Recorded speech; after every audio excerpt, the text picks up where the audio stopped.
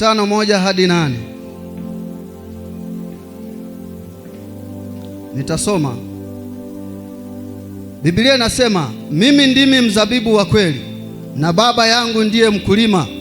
Kila tawi ndani yangu lisilozaa huliondoa, na kila tawi lizaalo hulisafisha ili lizidi kuzaa.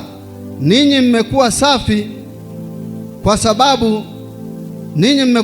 kwa sababu ya hilo neno nililowaambia, kaeni ndani yangu nami ndani yenu. Kama vile tawi lisivyoweza kuzaa peke yake lisipokaa ndani ya mzabibu, kadhalika nanyi msipokaa ndani yangu, mimi ni mzabibu na ninyi ni matawi. Akaaye ndani yangu yakateketea. Nanyi mkikaa ndani yangu na maneno yangu yakikaa ndani yenu, ombeni lolote mtakalo, nanyi mtatendewa. Vivyo hivyo hutukuzwa Baba yangu kwa vile mzaavyo sana, nanyi mtakuwa wanafunzi wangu. Bwana Yesu asifiwe. Kitabu hiki kimeandikwa na mtume Yohana. Huyu mtume Yohana aliandika kitabu hiki kwa ajili ya sisi wote, watu waliookoka na wasiookoka. Alikuwa anawaandikia kitabu hiki au anatuandikia kitabu hiki ili tupate kujua uungu wa Bwana Yesu na wana wake. Kwa hiyo alikuwa ana malengo ya kutujulisha uungu wa Bwana Yesu. Lakini alikiandika kitabu hiki mnamo mwaka 85 hadi 90. Huyu Yohana alikiandika kitabu hiki akiwa mahali alipokuwepo, alikuwa Efeso.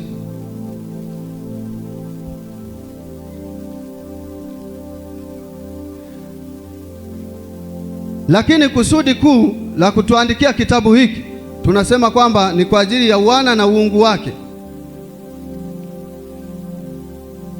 Anapozizungumza habari za mzabibu, Yesu anajizungumzia yeye kwamba yeye ndiye mzabibu wa kweli na Baba yake ndiye mkulima. Katika nyakati zile manabii wengi walikuwa wanapenda kutumia mifano. Kwa mfano hapa Yesu alitumia huu mfano wa mizabibu kulingana na kusema katika nyakati zile kulikuwa watu wengi walikuwa wanalima sana mizabibu. Nyakati zile, ili watu waweze kuelewa vizuri kila anachokifundisha mtu, walipenda kutumia mifano hai ili watu wapate kuelewa zaidi. Kama nyakati hizi, angekuja nyakati hizi kwa wilaya hii ya Chunya, tunaona kwamba watu wengi huwa wanapenda sana kuwa ni wakulima wa mahindi, au kwa vile nchi au wilaya hii inazalisha dhahabu, angetolea mfano wa dhahabu kwa wale wanaoelewa sana kwa ajili ya uchimbaji wa dhahabu. Lakini pia kwa wakulima angeeleza sana kuhusu kilimo cha mahindi. Lakini hapa nawaambia wana wa Israeli kwamba yeye ndiye mzabibu.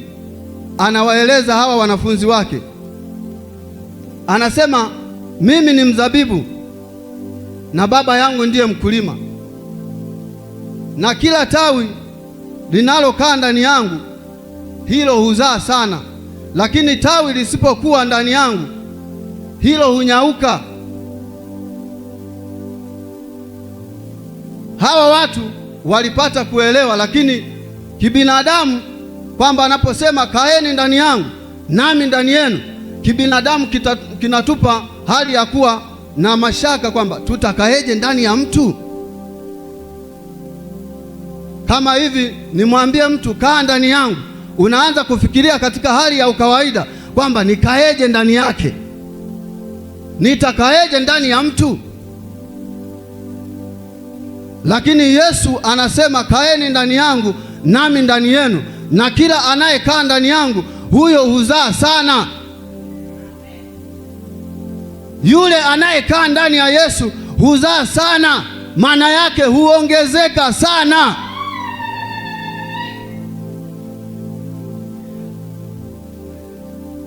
Sasa shida inakuja, watu hawapendi kukaa ndani ya Yesu. Watu hawapendi kukaa ndani ya Yesu katika maisha yao.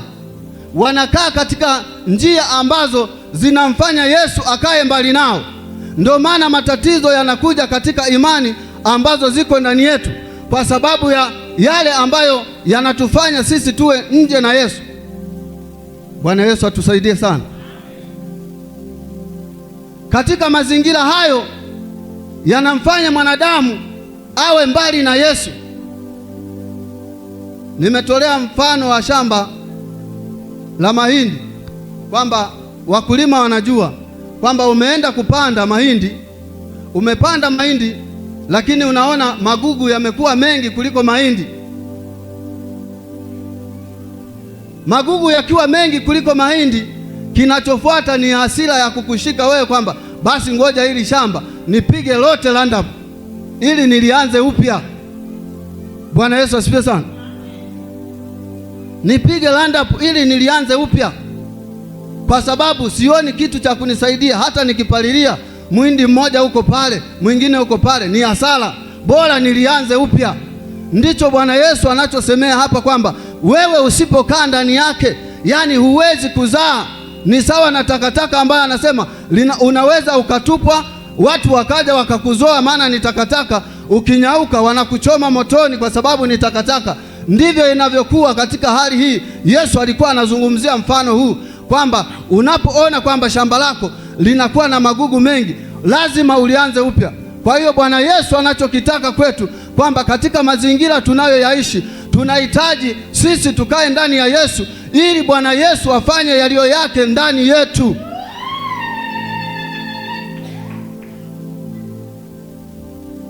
Hatuwezi kukutana na Bwana Yesu, hatuwezi kutatuliwa shida zetu kama Bwana Yesu yuko mbali na mazingira tulio nayo.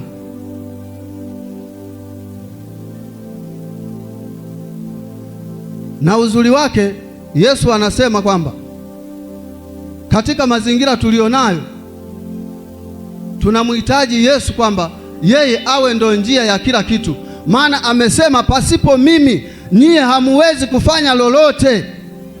Yesu asipokaa ndani yako huwezi kufanya jambo lolote. Ndio maana asilimia kubwa mtu asipokuwa na Yesu ndani anakuwa ni mtu ambaye anahangaika, hawezi kuwa na msimamo wa kimungu ndani yake. Mazingira yako hayawezi kutulia kwa sababu Yesu hayumo ndani.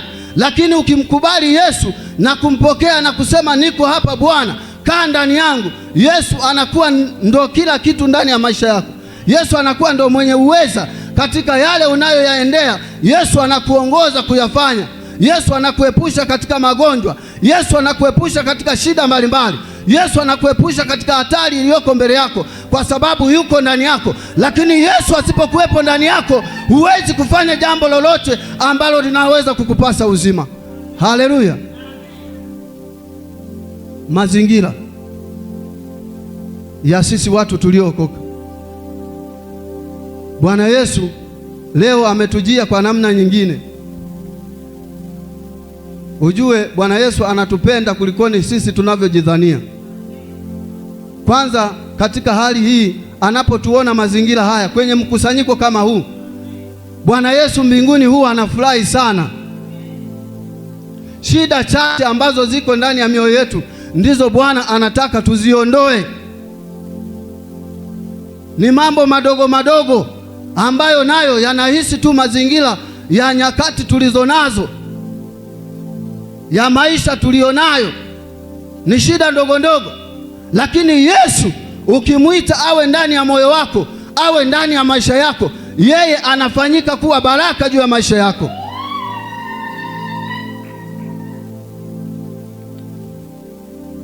Katika maisha Mimi nikizungumzia maisha ya kwangu binafsi, ninajua ni mengi sana nimepita, lakini sijawahi kata tamaa kwa ajili ya Bwana Yesu. Sijawahi kata tamaa hata siku moja. Ninamwamini Mungu sana kwamba katika hali zote ninazopitia, najua Mungu aliruhusu mimi nipite ili niweze kujifunza kitu. Bwana Yesu asifiwe sana. Kwa hiyo mimi sikati tamaa katika maisha yangu, kwa maana ninamjua Yesu aliye ndani yangu ndiye anayeruhusu, lakini ipo siku baraka yangu iliyopotea itarudi. Ninajua Yesu ninayemtumikia kwamba yeye ana uweza wa kuvirudisha vilivyopotea. Bwana Yesu asifiwe sana. Nimepita, lakini ninamwamini Mungu, na wazazi wangu ambao ndio nyie wana kanisa, mnaponitia moyo ndipo najisikia faraja, najisikia kuongezeka. Sijakata tamaa. Yesu yuko pamoja nami. Huyu Yesu anayesema kaeni ndani yangu, tukimwamini, tukiyashika yale yote anayoyataka tuyatende, Yesu anaweza kufanya mambo makubwa kuliko tulio nayo. Yesu ni mwenye uweza.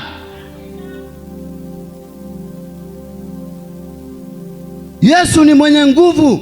Ndio maana anawaambia hawa, ukisoma hii Yohana hii ukimaliza mpaka mwisho, anawaambia wanafunzi wake kwamba kwa sababu ya kuyatii yale ninayoyatenda, mara nyingine haya niliyoyatenda mimi, nyie mtayafanya makubwa kuliko haya, kwa sababu mmetii kukaa ndani yangu na kuishi pamoja na mimi. Yesu anawaambia wanafunzi wake, anasema kwa saizi sasa siwaiti watumwa tena, ninawaita rafiki, kwa sababu mmekuwa ndugu zangu wa karibu. Bwana Yesu asifiwe sana. Ukiangalia huyu Yohana aliyeandika hiki kitabu, huyu Yohana alikuwa ni mtoto wa mama yake mkubwa, tuseme na Yesu, katika uzao ule wa kimwili, sio mazingira yale ya kiroho ambayo Yesu anaonekana ni mwana wa Mungu, lakini katika mazingira ya kimwili, dada yake na Mariamu ndo aliyemzaa huyu Yohana. Bwana Yesu asifiwe sana. Huyu Yohana sio Yohana Mbatizaji.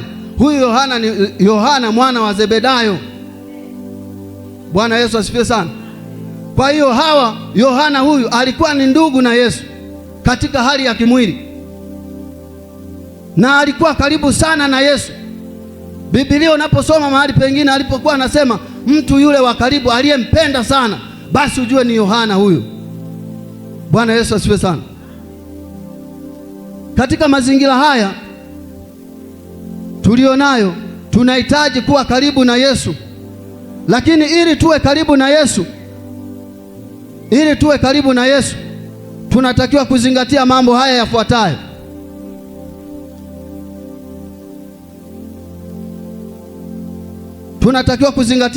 yafuatayo. Jambo la kwanza, ili tuwe karibu na Yesu, lazima tuwe watakatifu katika mwenendo wetu. Tuwe watakatifu. Yesu hukaa ndani ya watu walio watakatifu, waliojikana nafsi zao na kumwambia Bwana, sisi tuko hapa kwa sababu ya wewe Bwana, ili utuwezeshe, ili utuponye. Yesu ndipo anakaa ndani ya watu kama hao.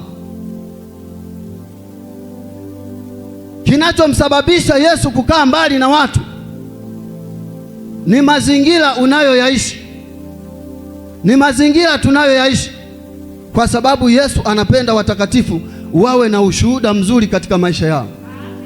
Unajua, ukiwa na ushuhuda mzuri, wewe unaweza ukawa ni mtu wa kwanza katika yale anayoyahitaji Yesu.